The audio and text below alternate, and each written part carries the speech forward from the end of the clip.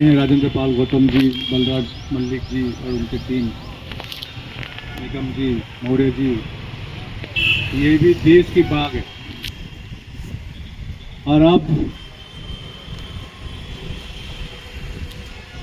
उनके आने पर, उनके समर्थन आने पर और मूवमेंट और बढ़ेगी। अभी 13 फरवरी में, 13 मार्च में इनफैक्ट दिल्ली में बहुत बड़ा आंदोलन हो रही है। हो सके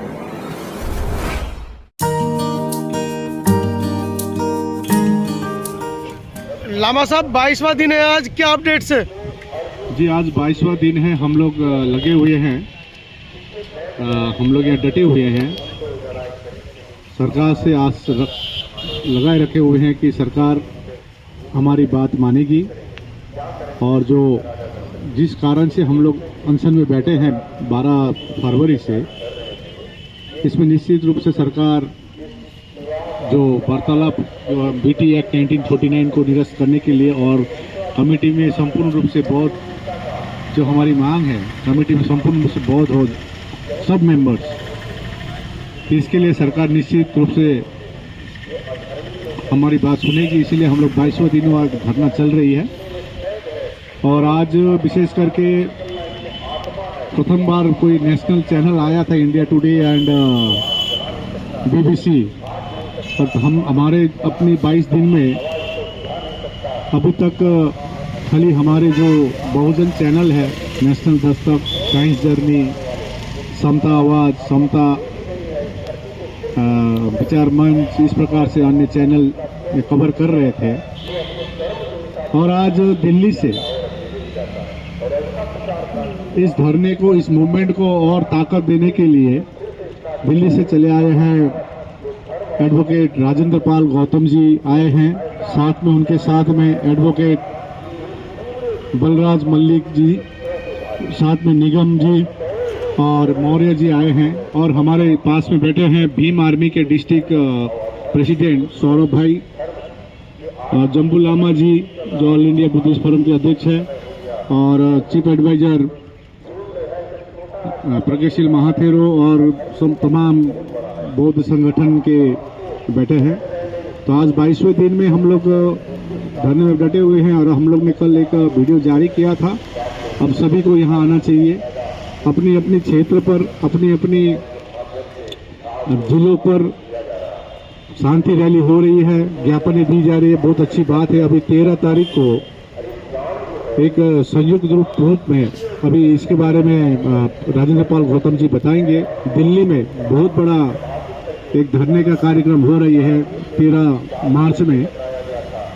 तो संयुक्त रूप में हो रही है, सभी संगठन मिलकर कर रहे हैं। BT एक्ट 1949 जब तक निरस्त नहीं होगी तब तक हम लोग डटे रहेंगे। गौतम जी, कल दिल्ली में आपने एक बहुत बड़ी प्रेस कॉन्फ्रेंस की, उसमें आपने बहुत सारे मुद्दे रखे, और आज आप बोधगया पहुंचे हैं। किस तरह देख रहे हैं इस पूरे मामले को? अभी थोड़ी देर पहले आपने बताया कि आप बोधगया टेम्पल में भी गए थे, जो पांडवों की प्रतिमाएं हैं उनको देखने के लिए। पांडवों की प्रतिमाएं नहीं है, तथागत बुद्ध की प्रतिमाएं हैं जी। वो तो हर जगह आप देखिए, 500 साल से पहले के जितने भी भारत में मंदिर हैं, वो तमाम मंदिर सारे बुद्ध के मंदिर हैं।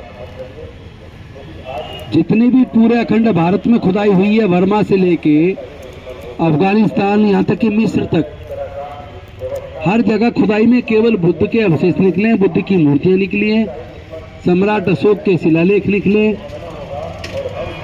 और यहाँ तक है कि स्वामी विवेकानंद जी ने जो अपनी राइटिंग्स लिखी है, उसमें वॉल्यूम 7 में बताया है कि अनेकों जगह बुद्ध के मंदिरों को कब्जा करके और उनको ब्राह्मण मंदिर में तब्दील किया गया है।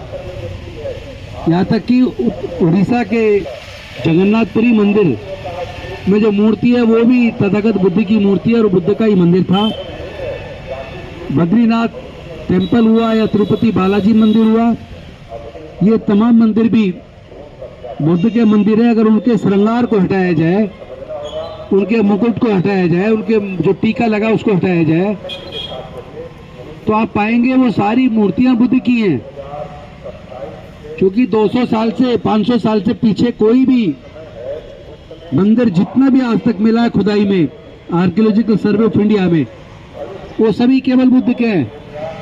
यहाँ तक कि जब माननीय मोदी जी मुख्यमंत्री थे गुजरात के, तो उन्होंने सोमनाथ टेम्पल के नीचे भी खुदाई शुरू करवाई थी। आर्कियोलॉजिकल सर्वे ऑफ इंडिया ने खुदाई की थी, तो उसमें भी बुद्ध की गुफा निकली और उसको तुरंत खुदाई को रोक दिया गया। मैं तो ये कहता हूँ जहां भी खोदोगे बुद्ध निकलेंगे। अयोध्या जो थी वहां खुदाई से पता लगा वो साकेत नगरी थी, वहां जो अवशेष निकले सारे अवशेष बुद्ध के थे। फिर भी माननीय सर्वोच्च न्यायालय ने तमाम एविडेंसेस को और लॉ को ताक पे रखकर आस्था के आधार पर जजमेंट दे दिया। मैं तो ये कह रहा हूं कि अभी एक छोटी सी डिमांड है हमारी, और ये वर्षों से डिमांड चली आ रही है। महाबोधि टेम्पल में मैनेजमेंट कमेटी में कोई भी दूसरे धर्म का आदमी नहीं होना चाहिए। उसमें बहुमत में पंडे क्यों, ब्राह्मण क्यों? उसके जो 8 सदस्य हैं, बल्कि जो महंत है उसे लगा के 9 सदस्य हैं। एक्ट में लिख दिया कि महंत जो है वो उसके परिवार का ही बनता रहेगा। एक्ट में लिख दिया कि हिंदू मेजोरिटी में रहेगा। आज उस वहां पूरे दुनिया के बौद्ध लोग आते हैं, आस्था की वजह से आते हैं, क्योंकि तथागत बुद्ध को वहां ज्ञान की प्राप्ति हुई थी। और महाबोधि टेम्पल को सम्राट अशोक ने बनवाया था, इसके प्रमाण है। लेकिन बाद में उसमें दूसरी मूर्तियां भी रख दी गई और कुछ तथागत बुद्ध की प्रतिमाओं को ही उन्होंने ड्रेसअप करके, श्रृंगार करके उसको भी रूप बदलने की कोशिश की है। यही पूरे देश में ये लोग कर रहे हैं। तो मैं तो ये कह रहा हूँ महाबोधि टेम्पल का पूर्ण संचालन बौद्धों के हाथ में दे दीजिए, और बीटी एक्ट 1949 यानी Buddhist temple management committee act 1949 को तुरंत आप रिपील करें बिहार की सरकार।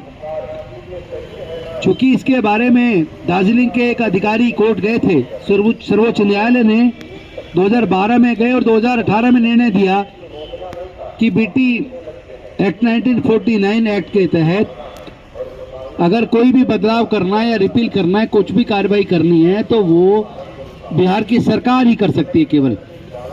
और पिटीशन को रद्द करके कहा कि आप बिहार सरकार के पास अपनी डिमांड रखो। तो जो लोग कह रहे हैं आप कोर्ट जाओ, सुप्रीम कोर्ट जाओ, सुप्रीम कोर्ट तो पहले डिसाइड कर चुका कि अधिकार क्षेत्र यहाँ बिहार की सरकार का है। तो बिहार की सरकार फैसला क्यों नहीं कर रही है, इसको रद्द क्यों नहीं कर देती? मैं तो कह रहा हूं कि बौद्धों की इस मांग को तुरंत मान लेना चाहिए और ब्राह्मणों को भी अपना दिल बड़ा कर लेना चाहिए। सैकड़ों की संख्या में आपके सांसद हैं, हजारों की संख्या में विधायक हैं, सबके मुंह पे इस मामले पर दही जमी पड़ी है। चिंता मत कीजिए, पूरे देश के अंदर अलग अलग जिलों में लगातार प्रदर्शन चल रहे हैं। जनता कर रही है। दिल्ली में भी 13 तारीख को प्रदर्शन है, और वो कर तो अम्बेडकरवादी बुद्धिस्ट लोग कर रहे हैं। बेशक से भारत सरकार का आंकड़ा कुछ भी कहे, जब रिपील 1% से कम बौद्ध हैं, लेकिन मैं आपको बता दूं 10 करोड़ से भी ज्यादा भारत में बौद्ध हैं जो अम्बेडकरवादी, जो तथागत बुद्ध में आस्था रखते हैं, उनके सिद्धांत को अपने आचरण में उतारते हैं। तो ये आंदोलन इतना बड़ा होने वाला है, दुनिया की कोई ताकत इस आंदोलन को रोक नहीं पाएगी।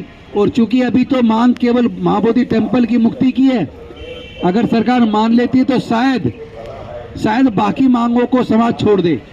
अन्यथा भारत के बौद्ध जितने भी बौद्ध मंदिरों को कब्जा कर उनको परिवर्तित करके ब्राह्मण मंदिर में बदल दिया है, उन तमाम मंदिरों की भी मुक्ति की लड़ाई फिर लड़ी जाएगी। अच्छा तो ये होगा कि ब्राह्मण लोग भी अपना दिल बड़ा करें, जिस तरह मुस्लिम लोगों ने अपना दिल बड़ा किया और बाबरी मस्जिद टूटने के बाद वो लोग कोर्ट के आस्था के ऊपर दिए हुए निर्णय को भी उन्होंने मान लिया।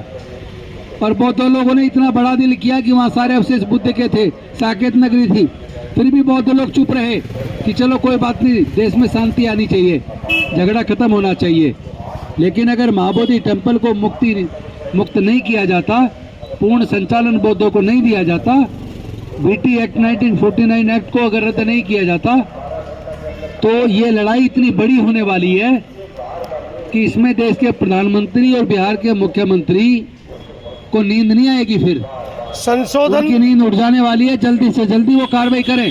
संशोधन तो संसद में होना है और वहाँ आपके इक्का दुक्का संसद इस मुद्दे को नहीं, मैंने उस एक्ट को पढ़ा है वो उसमें क्लियर लिखा है कि बिहार की सरकार, यानी बिहार की सरकार जब चाहे तब इसको रद्द कर सकती है, रिपील कर सकती है, और मैनेजमेंट कमेटी बोर्डों को के संचालन में बनाई जा सकती है, बोर्डों को दी जा सकती है और नया एक्ट बनाया जा सकता है।